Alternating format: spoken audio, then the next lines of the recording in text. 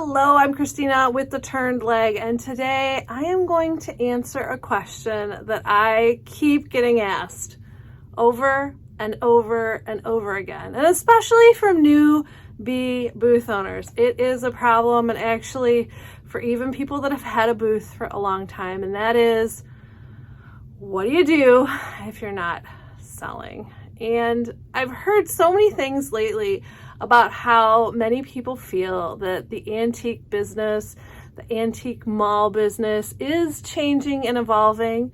I'd be curious to hear your thoughts on it. Some people say it is dying, which I totally disagree with.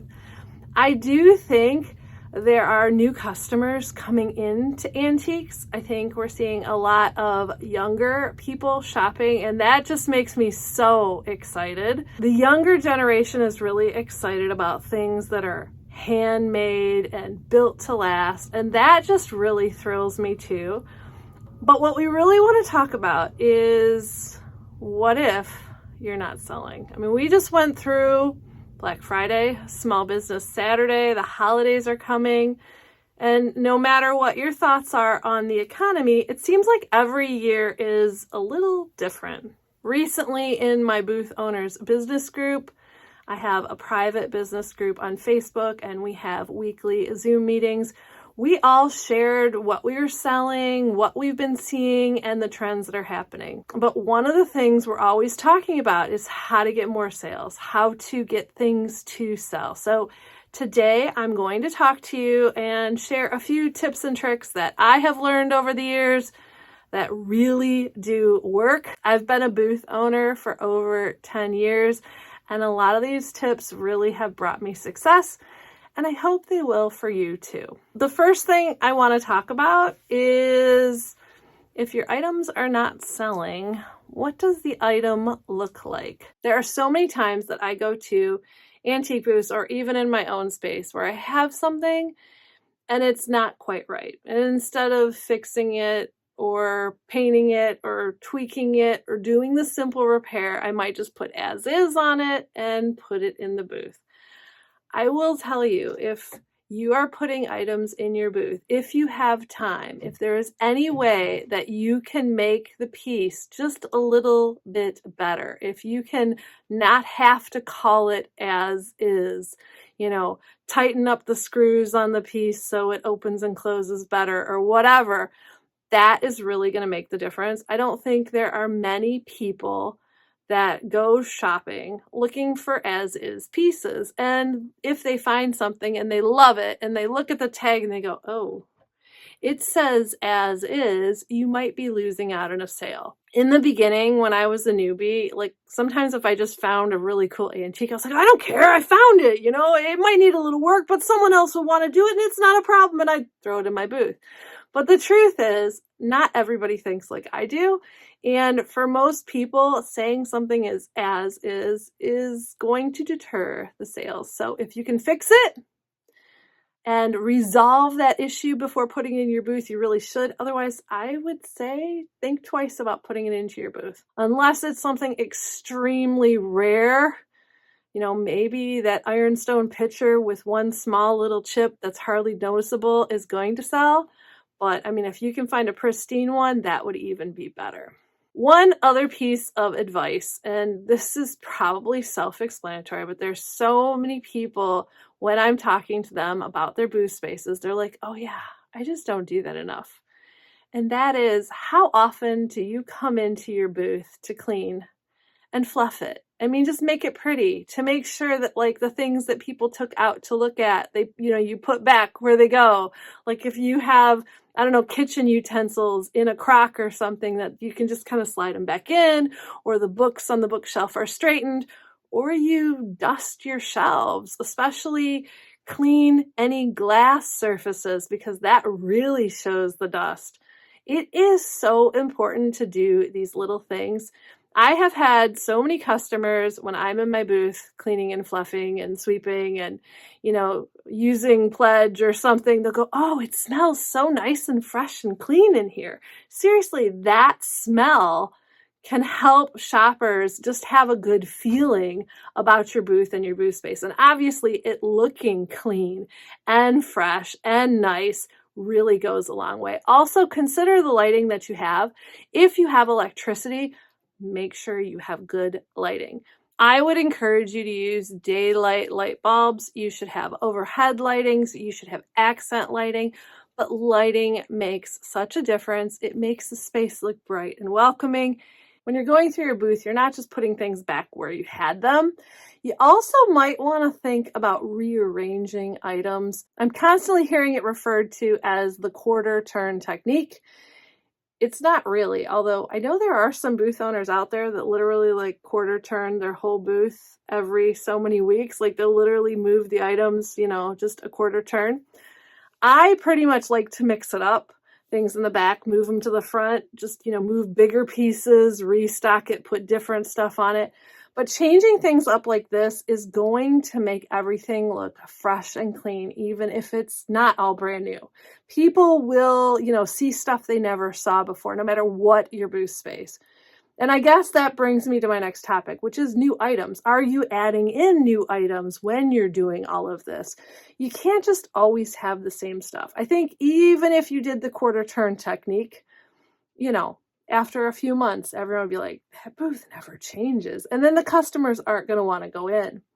And it might also be a really good idea to be putting new items throughout your booth, not always just in one spot, like right in the front, but make sure to spread it out. I think one thing that really helps with booth sales too is, does your booth stand out? And maybe when you're at the mall the next time, you actually take your camera with you and you take pictures of a whole bunch of the fronts of other people's booths as you're walking through.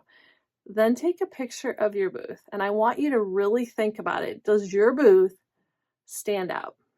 Is there something special about your booth, the booth space, how it's designed, the colors, what you carry, your style that really makes it stand out? Or is your booth kind of like a carbon copy of everybody else's?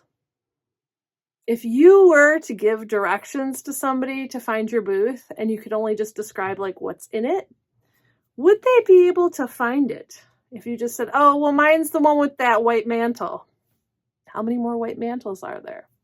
I think it is so important in an antique mall to kind of have a booth that stands out, to be a little different. Shoppers are going to know that booth. They're going to be able to tell you where it is and what they like about it. And that really makes a difference, because then it's going to travel with word of mouth, maybe good or bad, but usually good. The people that love you and your style are going to share it with other people. And they're going to be like, oh yeah, well, there's this one booth and it is so cool.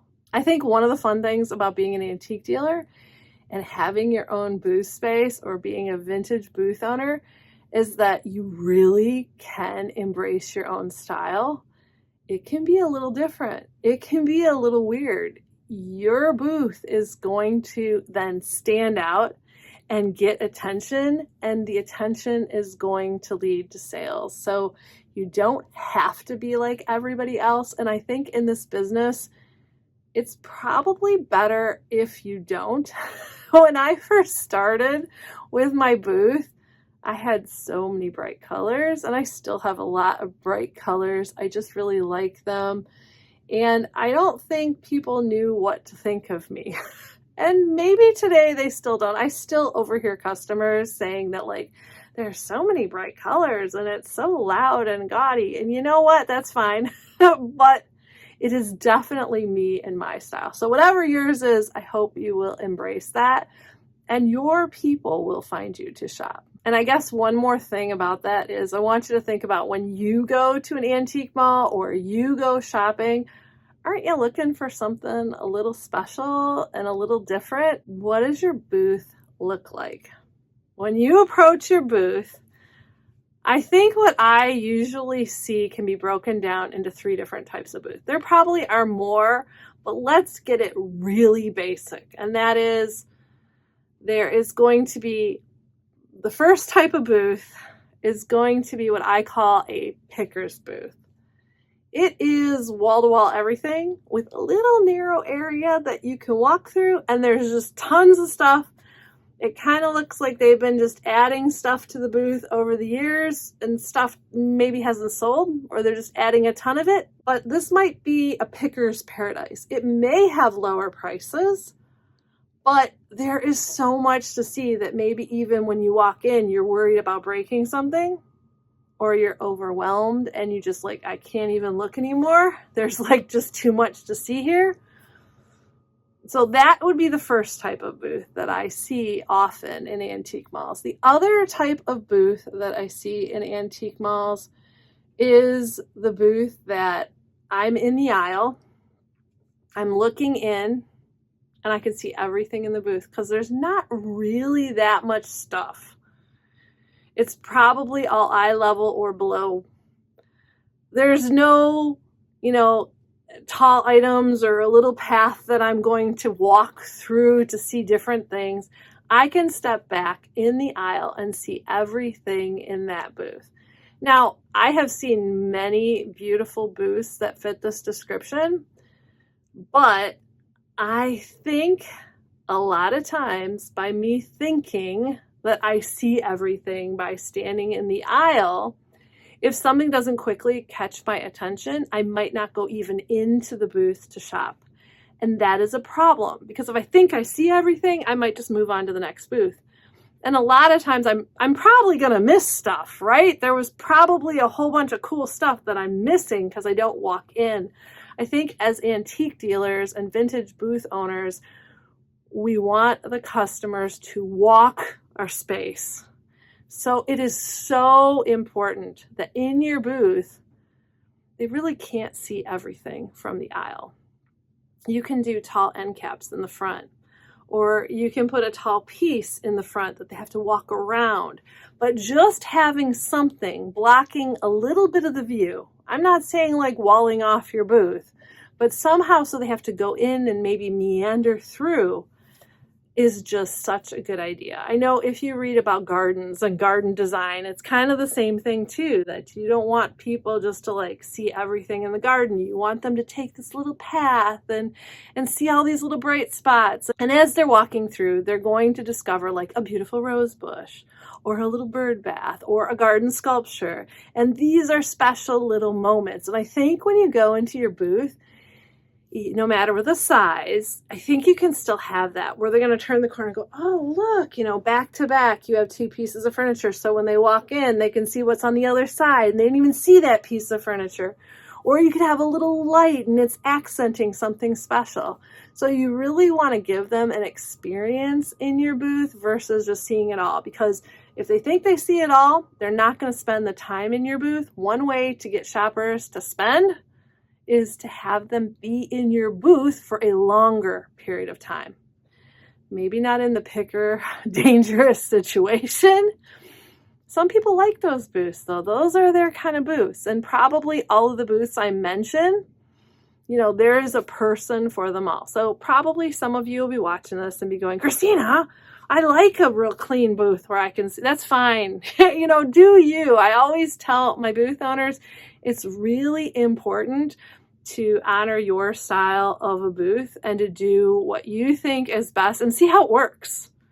What I'm talking about today is if it's not working, some things you can try. So completely follow your style, do your thing, because I'm sure there are many booth designs I haven't even thought of that would be absolutely fabulous, that probably some of you have in your heads right now that could be happening, and I do not want to discourage that.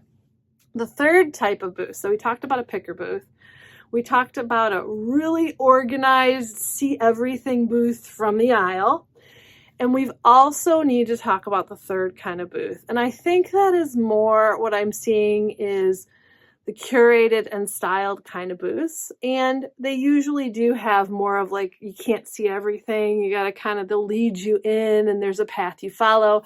Things may be grouped together by color. They may have like little themes, like all the bird items are over here. There's kitchen stuff here. And these kind of booths really help our customers for two reasons. And I know true blue antique dealers that have been in the business a long time will probably say you don't have to do this. And I agree. Like I said, the picker's booth, there are so many people that love those. They can find what they're looking for. They have a thing in mind. They'll walk through, they'll find it. But I think one of our jobs as a booth owner, and you can do this on different levels. You don't have to perfectly curate and stylize everything. But I think one of our jobs is to give our customers ideas on how to use things, how to display things, how to make things pretty. Because a lot of times they've never seen those items or they just haven't thought about it. Like, I'm sure this is something you've seen, but even using the little pointy flower frog and putting a picture in it for display, or a recipe card, or a greeting card, a vintage greeting card, just things like that. Some people have still never seen those ideas. So using things differently can give them the idea to purchase things they never would have bought. I don't need a flower frog. Why would I need a flower frog? I don't put flowers into arrangements, and it's going to get all gross and I'm going to have to wash it in the bottom of the. So your take on stylizing, putting vignettes and things together is going to really give customers ideas. And I really feel it leads to sales on different items than maybe they were even expecting. And a lot of times, if your vignette or your shelf or your table that you style is so pretty, you might have someone go, oh, well, I want the table and I want all those dishes too, because they go beautiful together. And that is a win-win. When you think that you don't necessarily, I don't have time to put the pretty display together. I just want to put these things in my booth and move on. I don't need to have a winding path or anything like that. I want you to really consider, and it's always a good idea to experiment and see what happens.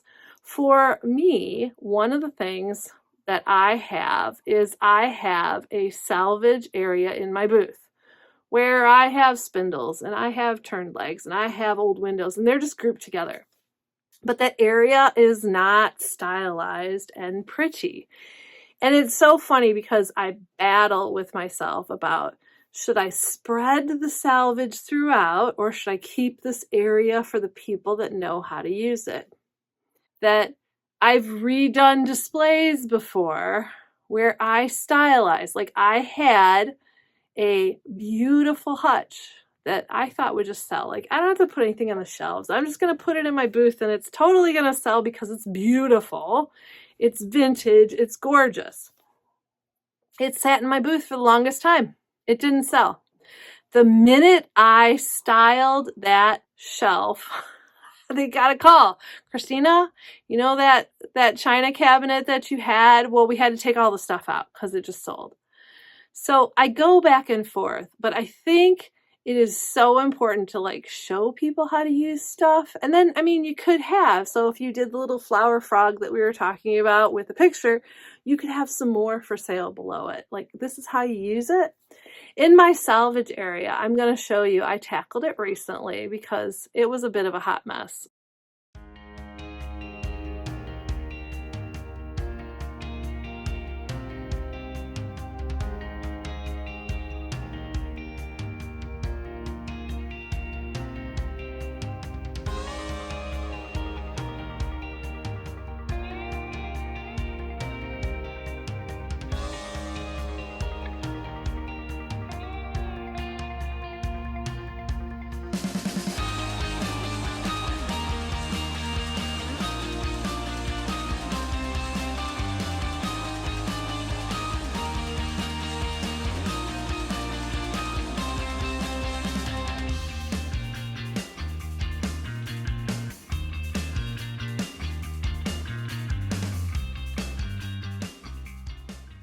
And as I always say, this is always a work in progress.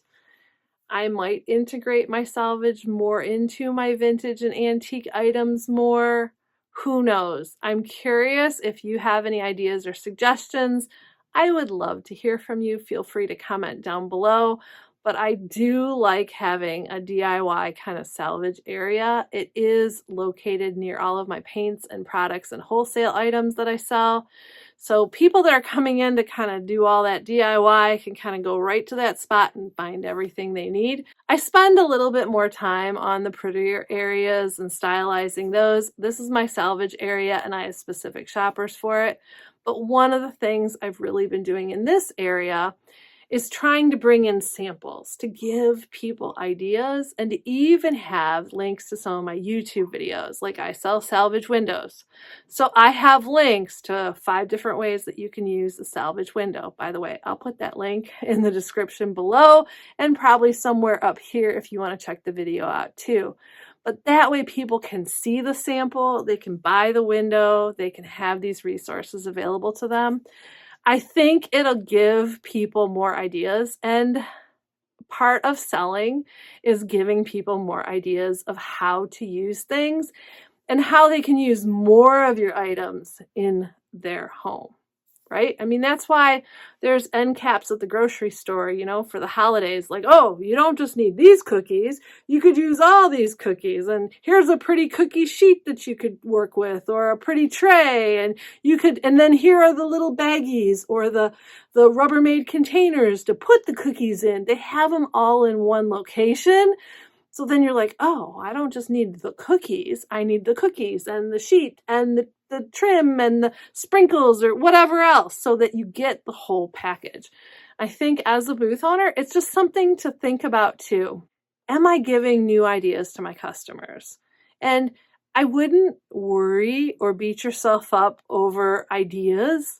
I think as a booth owner, these things are going to come to you. And if you're a fan of Pinterest, which I'm totally a fan of Pinterest, or just looking at pretty displays or walking through other antique malls, you can get a lot of good ideas on how to use things because other people are showing you too. So you can get great suggestions for things you can do in your booth. If you have like a whole bunch of insulators or something, you can go on Pinterest and say, okay, I just got a whole bunch of these really cheap. They were cool, I thought, but what can I do with them in my booth to get people inspired? Oh, we can turn them upside down and make it into a vase. I don't know, just something. There's so many good ideas. So as you come across things, maybe do a little exploration about how else can these things be used. Because I think it will also not only help your sales, but it's really going to help vintage items live on. There are a lot of vintage items that you're like, well, we don't need that anymore. And I think giving these vintage items new life is so important to being a booth owner. Think about, out of those 3 examples, are you curated? Are you cluttered? Are you really well organized with too much of a view? Kind of where do you fall? And what could you do? I'm not saying totally rehash your whole booth tomorrow. I mean, you can.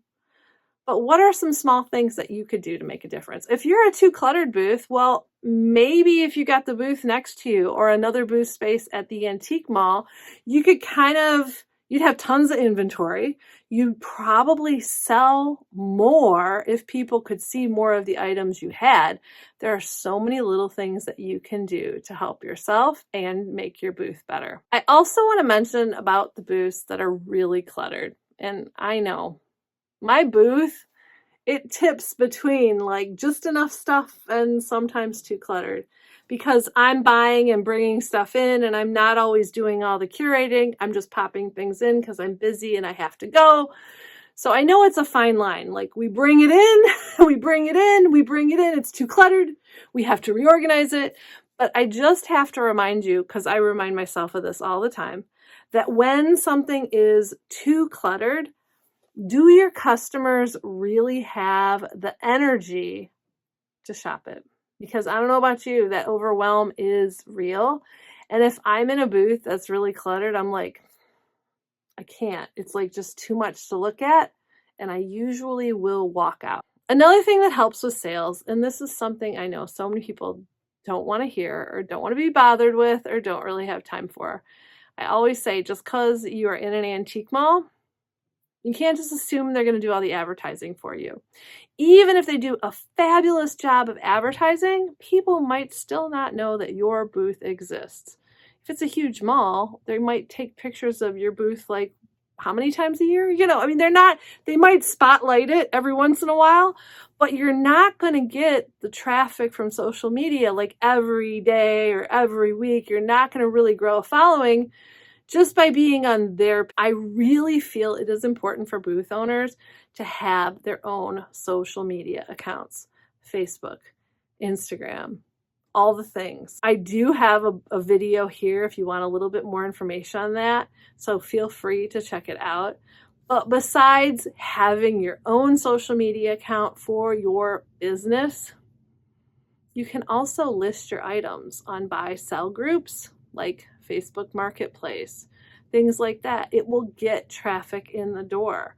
And that way, when people are shopping those sites, they are buyers. They are looking for a dresser or a kitchen table or whatever they've come to. So when they find yours, they're definitely interested. I sell so many pieces because of my social media presence or my listings on Marketplace. I know people do get frustrated with some of those buy-sell groups, but I have found it is definitely worth posting that information. And I've even kind of changed how I post over time to really like, no, I won't call you back. Here are the hours of the mall. Yes, taxes included. No, all prices are firm. Here are the measurements. I give this information up front. I try to make it as easy for customers as possible to look at the item, to learn everything they can about how and when and where to purchase it. I also, if there's any flaws or anything wrong, or if you have drawers, make sure you open it up so they can see the inside. You want to have all that information for your customers. I think having a really good detailed basic description that you just, change out with the price or the measurements or the description is so very important because it gives your customers a ton of information, and it really helps turning those people that are looking at the description into buyers. Don't forget the address of the antique mall and the hours. Also, you might want to tell them where your booth is located in the mall just to make it that much easier. The easier you can make it for the people who are interested in the pieces, the more likely they're going to feel, oh, I can just go over there and I know where I'm going and I'll be able to purchase it. Another thing that has been really successful for me for advertising in my booth is to do lives in my booth or take a lot of pictures of items in my booth or anything that is on social media showing off your items and what you have, your new items, taking them on a tour of the booth. It is really amazing, the reach. I also, every time I do something on my business page that's showing things in my booth, I also remember to share it onto my personal page too, because those are your people. They usually already love and support you, but just because they're your friends on Facebook, they might forget that you have this business, and maybe they really, really want to support you, but they're not quite sure where that mall is located or what the hours are. So by sharing things every once in a while also on your personal page, it's going to remind your true blue core of family and friends to come shop from you too. Another thing I really want to talk about with sales is the idea of a self-fulfilling prophecy. I really believe this to be true. You'll have to weigh in and let me know how you feel.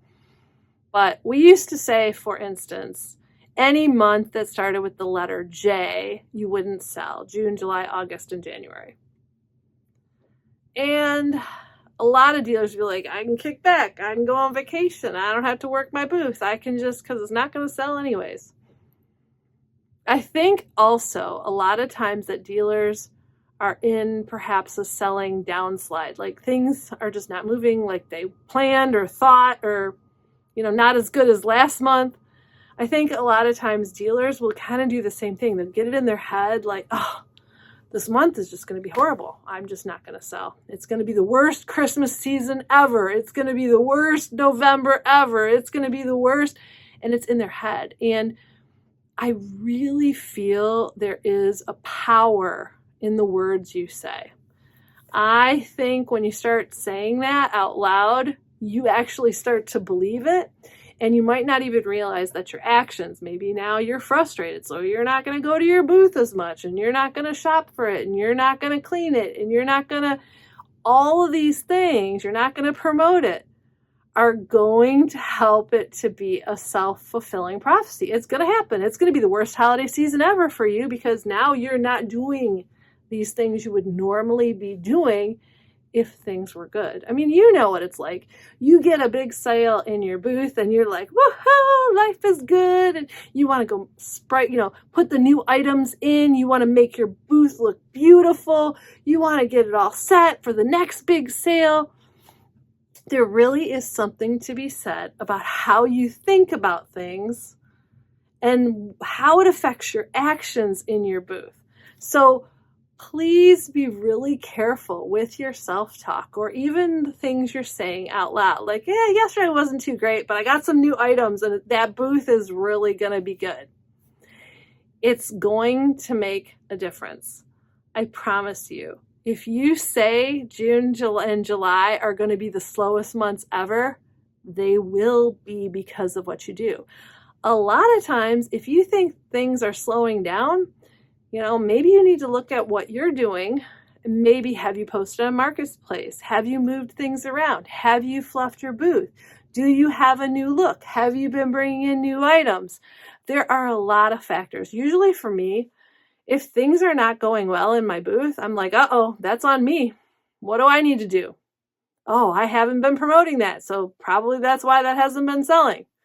Really look at your actions and don't run into the full self-fulfilling prophecy that, well, it's going to be a horrible month, because it will. Finally, I want to talk to you about a little bit of tough love. I don't know how else to say it.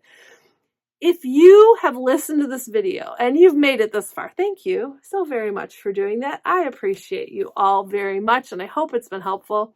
But if you've made it here and you're like, yeah, things still aren't working, and I do all those things you say, then maybe you need to think about, is it the location I'm at? Maybe the booth location you're at or the mall is just not the right one for you. I truly believe that some spots are better than others for certain people, for what they're selling, for their items, for the customers, to get the prices they want, or, all of the things. There really is a mall for everyone, but if it's not working for you, there is no point in you staying where you are. Maybe it is time that you look and see if there's other alternative locations for you. Maybe you'd be happier. And you don't have to give up your booth right away. You could get another small booth at another place and see how it goes, and then make your decision after that.